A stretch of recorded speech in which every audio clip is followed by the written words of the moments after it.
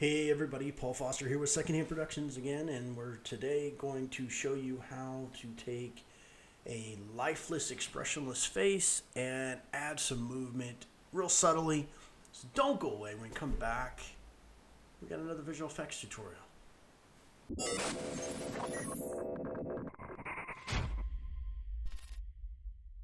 So today I get to show you a project called Man vs. Legend. It's by a local writer, director, filmmaker, and actor named David Ford. I'm going to link their trailer below so you can check that out. But I have a handful of shots that he asked me to work on, and as part of the deal, he agreed to let me show you guys the work I'm doing. And David he did a test viewing of this with some other filmmakers. One of the things they said that the fact that the eyes were very static and weren't moving, and so David asked me if, among the other shots that I was working on, if there was something I could do with the eyes. So my first initial thought was I would use an actor and I would have them replicate, because I was like, if you're going to be this close, I need it to be believable. So I was like thinking maybe I could go in and I could use mocha and I could track the movement of these eyes. But I should have thrown it on a tripod, because now what I have is I've got all this motion, and even if I stabilize this, it's not going to work. So I'm going to show you today how I attack this problem, and if you like it, hit the like button. But the first thing we're doing is we're going to start out by creating a new comp. Now, usually when I get this footage, if I see it like this, where I've got the black bars, I tend to reset the composition settings, just because I don't want to have to process anything that's up here in the black areas, and if I do any adjustments, I don't want this. So I'll set this to 820. Now I've got that nice 2.35 aspect ratio effect that I like. And I'm going to go ahead and I'm going to rename this to my source video. I have to export the still out, and I want to get the best angle of the eye where everything is as clean as I can get it, probably right there. And I'll go ahead and I'll export that as a Photoshop file. Then I can go ahead and go into Photoshop, which I've kind of already done. So we have our eye. I'm going to go ahead and do this. I'm going to pull this down. So I'm just going to call this my eye source. Okay. So when I go in here, I have all the original layers, and that's fine. We're just going to leave that as is. So we have our eye source and we have our main source, our video source. Now I'm only going to go as far as when it changes, because I would have to do this twice. I'm not really going to show it to you twice. So I'm going to trim this comp layer. I'm going to trim my comp to my work area.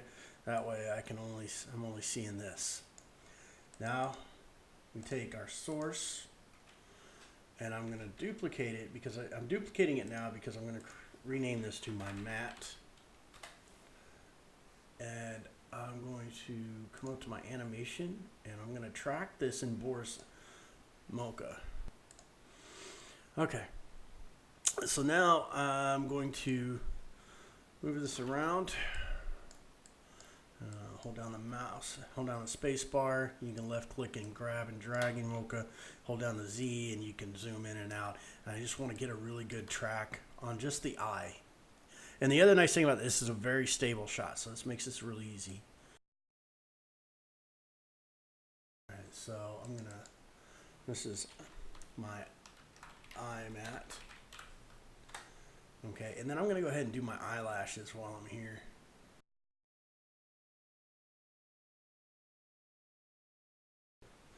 So that's really everything we have to do as far as Mocha, so let's go ahead and go back. We've got our matte, so I'm going to go ahead and define that. So I want to view the matte, but I don't need to see everything, so I'm going to select the visible layers. I'm just going to make this the eye. So we'll get that, then we're going to only see that.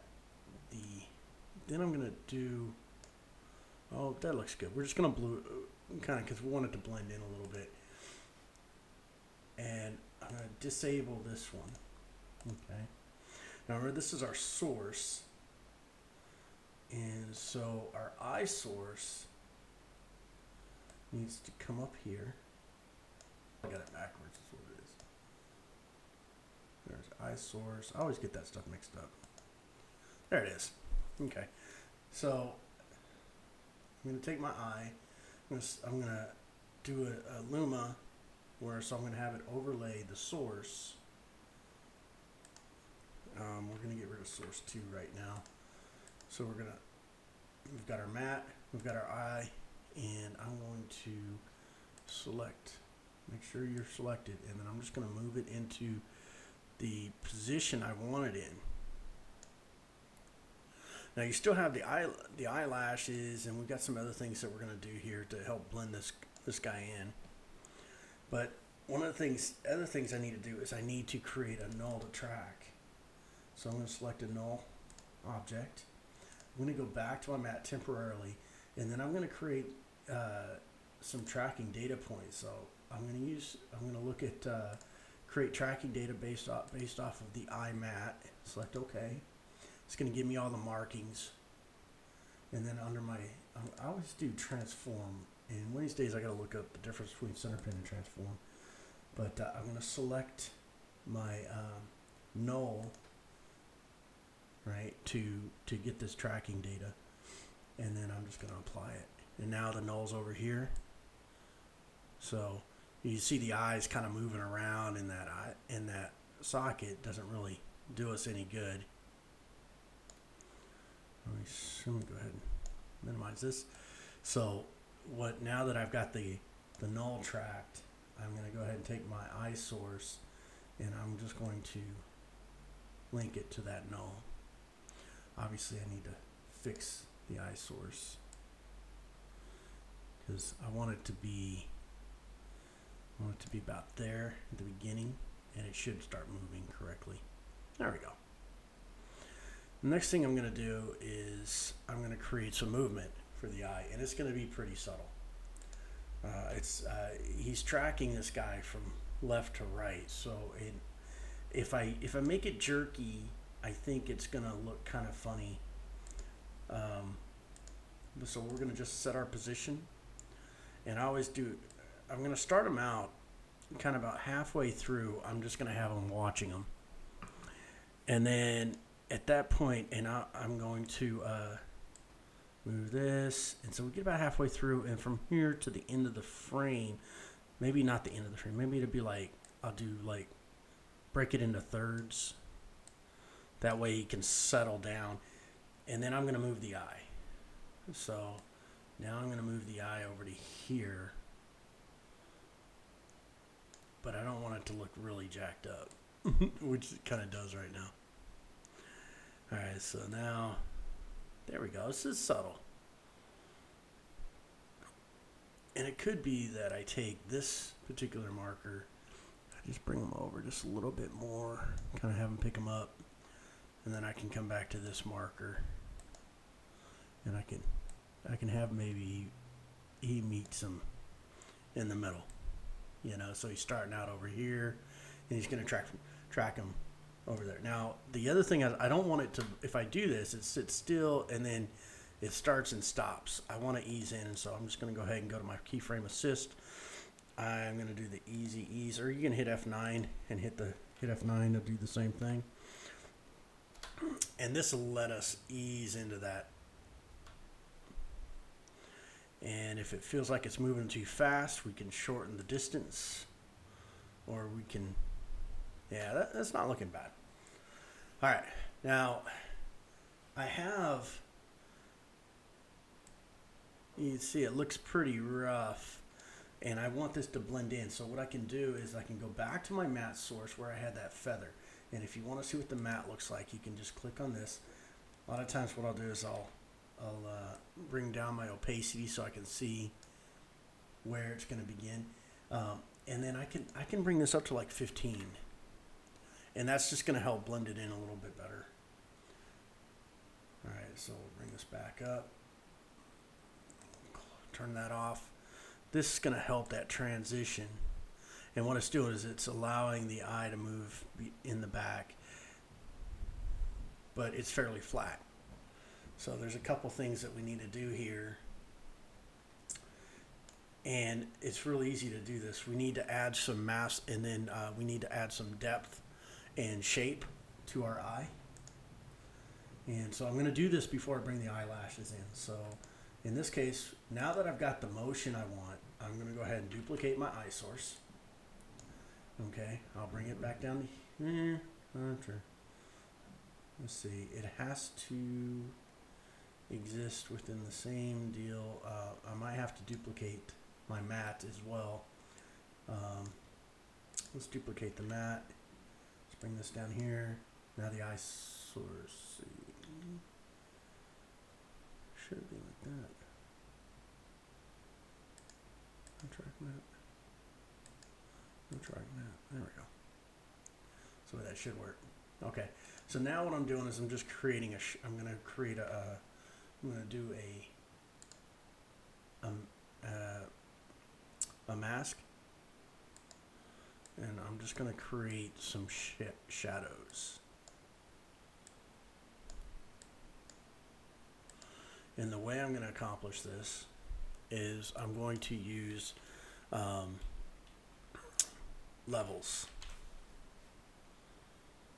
So I'll put levels on top of the eye, and then what I want to do is bring the darks down. Just really bring them down. And then I'm going to bring my feather. I'm going to feather this out so it's not so kind of like abrupt. And then it adds a little bit of depth. And now I'm going to do the exact same thing, except in this case, I'm going to edit my source. Wherever I keep clicking on the wrong thing. Okay, here we go. So on my source here on the mask, I don't want this mask like that. Of course, then it applied that whole thing. I'm going to bring this back. And then I'm going to apply another mask. You can hit, I believe it's G. And I can create this other mask where I'm going to lighten up the bottom of the eye. All right. And here I'm going to kind of do this a little bit, and I'm going to increase my, not too much, but enough. And then under here, we're going to adjust our feather and go to about, I had that at 30. Let's bring that down to 15. All right, now we've got a little bit of shadows. And this might be a little bit much. Let's pull this down. And then test this guy.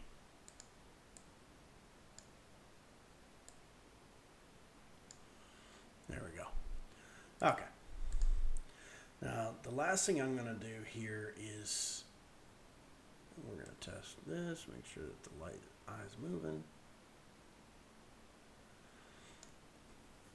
The last thing we're going to do is, and you could even put a ramp or something along those lines if you wanted to really fade in. I'm going to add a new solid. Make it a white solid. So you can go here. I'll turn it off for now. And I'm just going to go in here. And I'm going to give myself this kind of like, I always call it a little pyramid. This is the Control Alt should allow me to change this so I can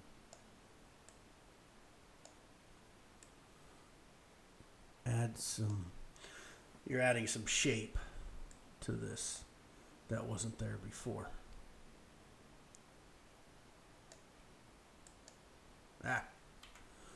Didn't mean to do that. Let's scroll down here. Let's bring that there.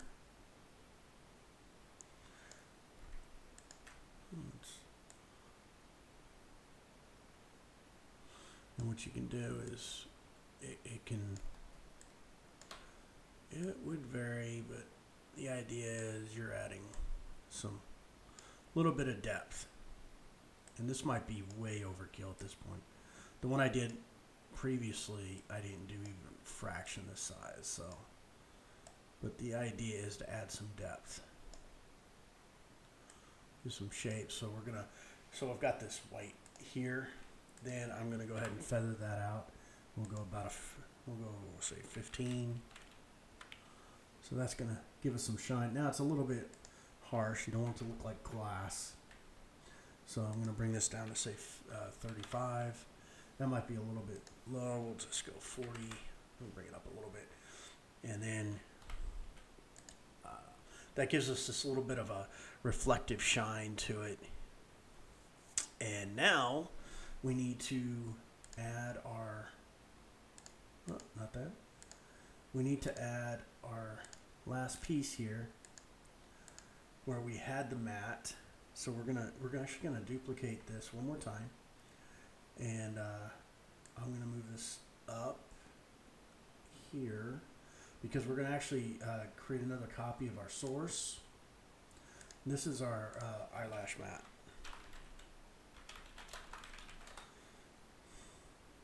And I don't know, I'm spelling things weird. What do you mean? Just be consistent. Let's duplicate. Let's bring this up to eyelash. So now I know this one looks really, really exciting, except for the fact that I added that. But just hang in there for a second, because now what we're going to do is under our source. Where's my? Oh, maybe not. Dang it! I didn't mean to do that. Undo this. All right, so we have our eyelash mat and we have source 2, which I'm going to figure out which one of these has my, where am I at? Oh, here we go. So my eyelash mat has, so I'm going to go and look at what I'm using as a mat, visible layers. I'm going to switch this over and I'm going to have it use the eyelash. Okay. And I'm going to, I don't really have anything applied to it just yet. So I do need a copy of the source. So I'm going to go ahead and go up here to my eyelash. And now I've got this in front. I'm going to put, let's see, Luma. That's going to allow me to do this. It's still kind of dark on that end, but now I have my eyelashes and they should be tracking. My source should be fine, I think. Let's check it. Oh, you see, I didn't have my. That's funny. Okay, my white solid needs to track to 0.5. And you have it tracked to that. That way, when the eye moves, when he's looking, when the eye itself moves, that white solid stays where it's at. It should be good. There we go. Now, it might be a little bit much. I'm feeling like it's a little overkill, and the way I can handle that is I can blend in the eye itself into. We can trim back the source. So here's the original eye source. So if I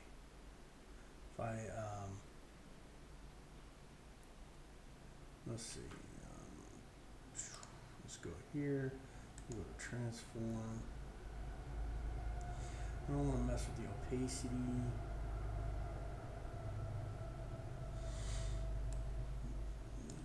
You could do that. That helps. Just kind of have it a little blend.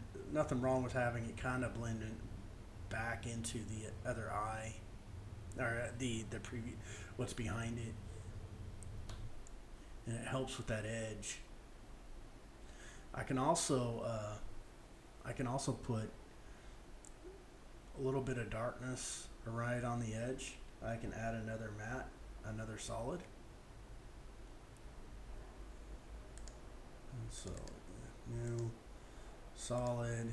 And this time we're gonna pick it. We're gonna pick a color. I'm gonna pick a color like.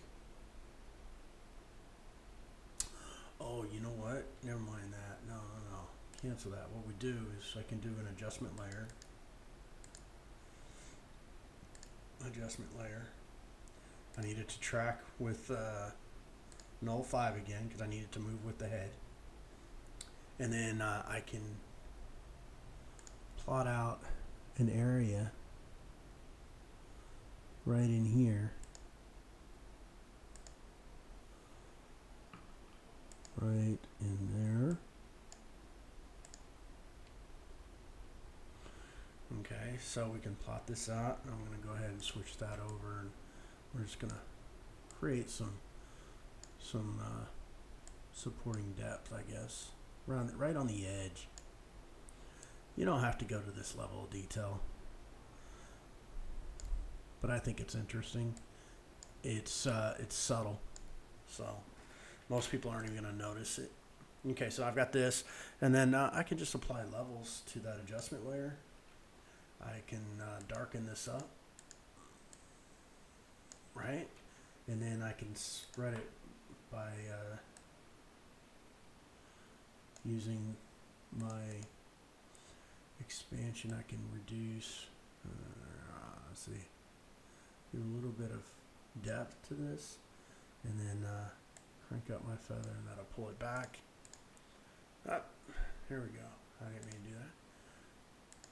There we go. So now the eye is moving. So there you have it. It's relatively subtle, but I think it works. It's not overkill. And you can still tweak and you can fine tune some things. But the nice part is once you've tracked the eye, you track the motion of the shot, you can pretty much do anything you want to do. And there's some real subtle, simple things that we did. It doesn't have to be perfect, especially and I mean, we're in a tight shot here. I think it looks pretty solid. But let me know what you think. If you think that what I did here sucks, tell me. I'm interested to know that. And if you think I had some good ideas, or if you have any suggestions on how I could have done this better, I'm very open to that information as well. But be sure to check the link below. Go check out what David Ford's doing. This is his film, Man vs. Legend. I'm really grateful that he allowed me to share some of the work that I'm doing for his film with you guys, in hopes to kind of like promote and get people excited about his project, as well as educate people on how I go about my visual effects. So until next time, y'all be good, and we will see you soon.